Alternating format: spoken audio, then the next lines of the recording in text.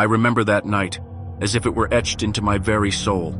It was a moonless night, the darkness so thick it seemed to swallow every trace of light. The air was heavy with an unsettling stillness, and a chill slithered down my spine as I stepped into the graveyard, my heart beating faster with each passing moment.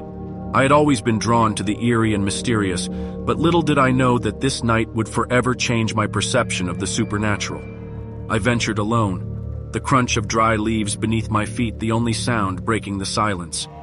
The moon was hidden behind a thick shroud of clouds, leaving the graveyard bathed in inky blackness. The gravestones stood like sentinels, their shapes looming like shadows in the gloom. A gust of wind rustled through the trees, sending a cascade of leaves spiraling down around me. It felt like a warning, a whisper of something beyond the realm of the living. As I walked deeper into the heart of the cemetery, the moonlight flickered through gaps in the clouds, casting eerie shapes upon the tombstones.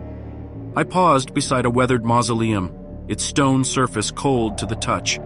The air grew colder, and the hairs on the back of my neck stood on end. I heard it then, faint at first, like a distant echo. Whispers, soft and indistinct, like secrets being shared among unseen lips. A shiver ran down my spine, but curiosity overpowered my fear. I followed the sound, my heart pounding in my chest until I reached a cluster of ancient oaks. Their twisted branches reached out like skeletal fingers, and it was there that the whispers seemed to converge. It was as if the very trees were alive, sharing their tales of sorrow and despair. I strained to make out the words, my breath catching in my throat as the voices grew clearer. They were hushed and mournful, filled with an otherworldly sadness. It was as though the souls of the departed were recounting their tragedies to anyone willing to listen. Drawing closer, I noticed a faint light emanating from the base of one of the oaks.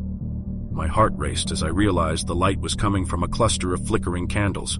Their feeble glow illuminated a crude circle drawn on the ground, adorned with cryptic symbols and markings. My mind reeled as I recognized the signs of a ritual, a summoning, perhaps, of something beyond comprehension. Trepidation battled with my curiosity, but I couldn't tear my gaze away from the scene. The whispers grew louder, the voices intertwining in a cacophony of anguish. I felt a presence behind me, a cold breath against the back of my neck that sent shivers down my spine. Slowly I turned, my heart pounding, only to find nothing there but the darkness. As I faced forward again, the circle seemed to pulse with a sickly energy, the air growing heavy with a malevolent force. Shadows danced around the edges of my vision, and the whispers grew more urgent, more desperate.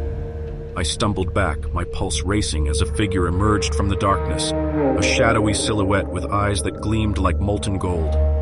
A voice echoed in my mind, icy tendrils curling around my thoughts. "You have trespassed into our realm," it hissed, its tone a chilling blend of anger and sorrow.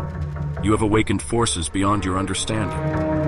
Fear gripped me, but a strange defiance welled within. I clutched the pendant around my neck, a gift from my grandmother, and whispered a plea for protection. The figure recoiled, its eyes narrowing, and the whispers grew frantic as if the very air was unraveling. A violent wind whipped through the graveyard, extinguishing the candles and scattering the symbols on the ground. The figure let out a guttural scream, its form disintegrating into the darkness. The whispers faded, replaced by a haunting silence that seemed to reverberate through the night. I stood there, breathless and shaken, as the first light of dawn began to paint the sky. The graveyard was bathed in a pale ethereal glow, and the air was once again calm. With each passing moment, the memories of that night seemed to fade, leaving behind only a lingering sense of unease. Years have gone by, and I still find myself haunted by the events of that night. The whispers, the shadows, the malevolent presence, they remain etched into my memory, a reminder that some mysteries are best left untouched. The graveyard has become a place of both fascination and fear, a testament to the thin veil that separates the living from the realm of the unknown.